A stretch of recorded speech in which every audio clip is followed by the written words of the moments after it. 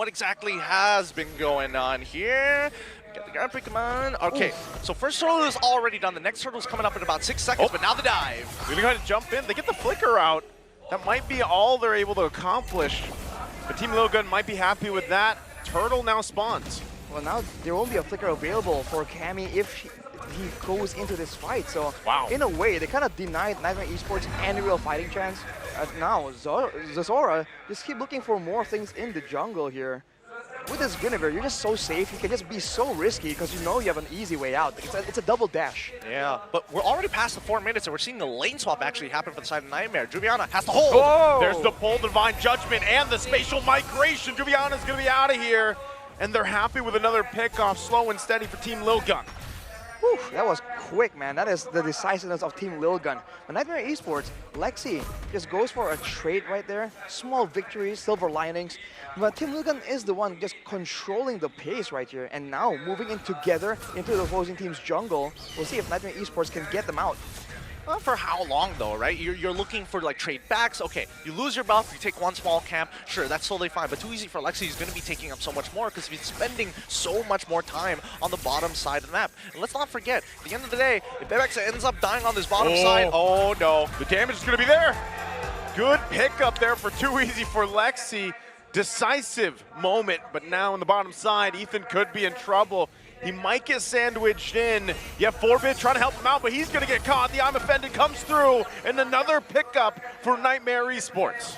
Oof, what a disaster there. That's just not the way to go. Just like that, they lost a bit of an advantage. They even lost a turret in the bottom side. NIGHTMARE Esports striking back at the right time, showing that they can make things happen if they do get the window of opportunity.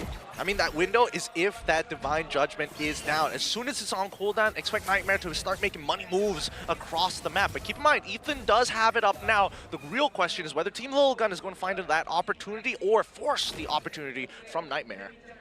Yeah, and again, as they get in position here, this is a great kind of back and forth so far for the early game. Right now, for this third turtle, I feel like NIGHTMARE Esports is in a position to contest it as long as they don't lose someone before the actual dance starts up.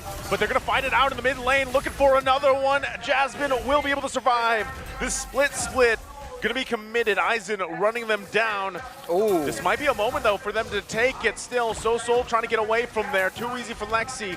Waiting patiently. He might try to do something sneaky. Spatial migration into the Requiem. Too easy for Lexi. Quite low, but he's going to be able to get away for now. Still looking for more. Tries to get the turtle. Cammy falls. Turtle secured by Zia. Oh, and 4-Bit lands the shot. Now Juviana on the hunt, trying to get some revenge. He will be able to get it. 4-Bit to fall there. It's a bloodbath everywhere on this side of the map. Ethan will be able to get away as well. Aizen still duking it out. Man, a 2-for-2 trade in that particular fashion. Everything that could have gone wrong didn't actually go wrong this time, right? NIGHTMARE dodged the initial engage, but still, Ethan is so proactive on the map, and it feels like everybody on the side of Team LILGUN are looking more refined today, especially for a Game 1. And don't forget Aizen just zoning, especially one of the main damage tools in the early game. So on the Lilia in that whole engagement. Even after the split just wears off, he just stands there menacingly. And there's not a lot of things that NIGHTMARE can do. When they're looking for a play, they get exposed though. They're going to be walking a lot in the mid lane, all 5 of them. 4 of them being revealed, but they already know where Jaforzabin is going to be. I'm going to be switching between those two all day, every day. Get used to it, boys and girls. 53 more seconds until the Lord spawns. That was me too. You know, the first time I casted a NIGHTMARE Esports game, I was doing the same thing, right? But one thing's for sure here. Both teams relatively at this point, yes, the 3 turtles are taken from Team LILGUN. But you can see, when they actually clash it out and battle it out, it could be a 50-50 at this point. Here's an M-Series fact, though. Grab is back. Glue is ranked 3rd in ban and pick rate last M4 World Championships. 98% in 102 games. That is insane, but now he's making maybe a bit of a comeback. We'll see if that happens. Look at Zora, though. Zora gonna find the target. Jasmine gonna be in trouble under the turret. The rest of the team just has to sit there, but they're going to initiate now. Juviana jumping in with the penalty zone. It's Eisen with a split. They're still going to be going forward for more. Eisen giving the call. Ethan goes in with the flicker, lands it perfectly. Cammy's found, he falls. Still going at it. CX Aura now going to be the one in trouble. Too easy for Lexi, goes in, but Soso cleans up the kill. Bebex with the damage here on that. Bruno gets the flicker out, and they're still going. Too easy, can't get it this time. Bebex barely surviving, and they get the turret on top of it.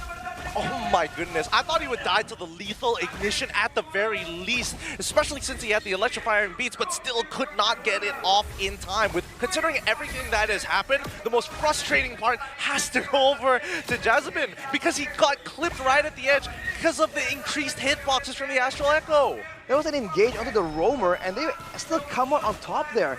You have to commend Team LILGUN for their precise damage calculations, man, because they've phased out of there. It's almost like a fadeaway kill onto Jasmine initially, and afterwards just knowing exactly how much damage they have. And you have to commend Bebex as well for just having the guts to just stand there and trade blows. This is one of the things that really made him stand out as a marksman, as a gold laner. He doesn't really back away against assassins. He wants to go head to head. Wow, Ethan. Oof. Looked like he wanted to possibly do that. Maybe if he had the flicker, he actually would have given that a go, but you know, using the conceal right now, they're just going to wait for that Lord to push down on the bottom side. Yep, I mean, if they can drag this out for another 15 more seconds, he's going to have that flicker back up. And knowing how Ethan has been playing so far, I'm pretty sure that might even result into an inhibitor turret, because NIGHTMARE Esports sure as hell ain't giving them mid-tier 1. Was that KDA? 9? For Ethan? And a roam? I mean, that means he gets a lot of kills, assists, but also means that he has a very low amount of deaths. He's the forefront of Team LILGUN here in engages, but when he goes in, he almost hasn't been punished for it just yet. We'll have to see if he can maintain this clean sheet. No, now that I think about it, putting it all together, connecting all of the dots, if Ethan has a 9.0 KDA and Team SMG has 4 of that 5 in the top spot, when it comes down to like just KDA and overall damage, it begs the question what those numbers are. Yeah. Oh, you're right. Interesting, man. For the most part, the harassment is just starting to get annoying here. Like Forbid, he isn't being annoyed a lot, considering just the raw amount of peel, as well as the deterrence that they hold on to for as long as possible to make sure that NIGHTMARE Esports don't do anything funky. I do feel like Forbid kind of knows when to actually commit and give his life up for the greater good almost. Because earlier, I think we saw Lexi jump on him, and he just stood there and traded damage back, as if he's saying like, okay, you can take me, but you know, there's gonna be trade backs from my whole team. I got my squad with me. So in a 60-second waiting timer for the Lord, look at the items here.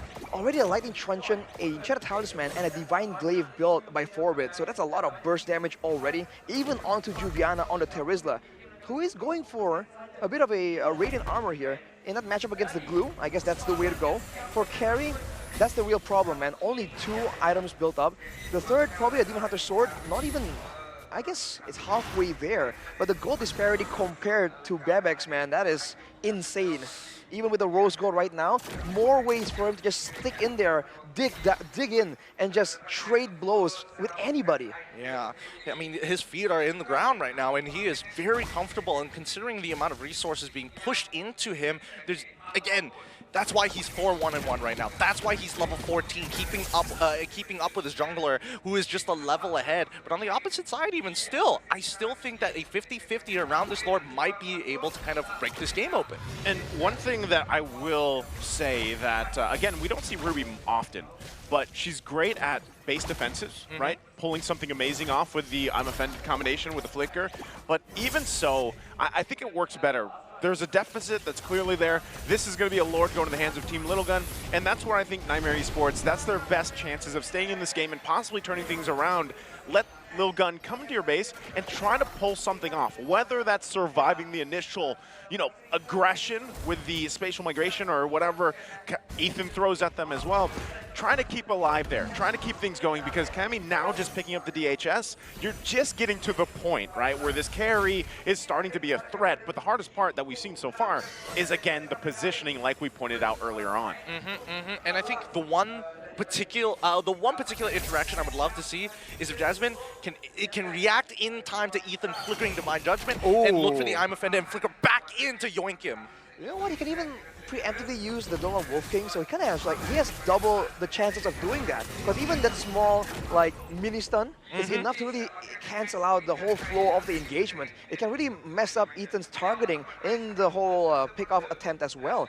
So for now, Nightmare Esports don't really have the tankiness to send someone in the front lines as well. So like Nice mentioned, staying in the base, but still looking forward to try and get something. That is that poke damage though.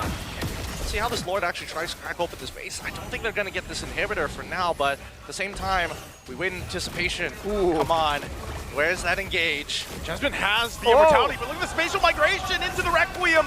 Going to be able to find 2 targets. Penalty zone not going to be enough as well. Jasmine still has the immortality, but they're going to lose the mid-base turret, top as well. And shortly after, if LILGUNs want to, they can take the bottom here. It's a couple hits away. They wait for the minions. Ooh, they might just go for it. Ethan gonna jump in, finds the target as Cammy finds the perfect one. Ethan's still gonna be alive, Soul falls as well. They're gonna go ahead and work on the crystal. It's only 2 members of Nightmare Esports, and it will not be enough as Forbid gets another shot, and they take game number 1.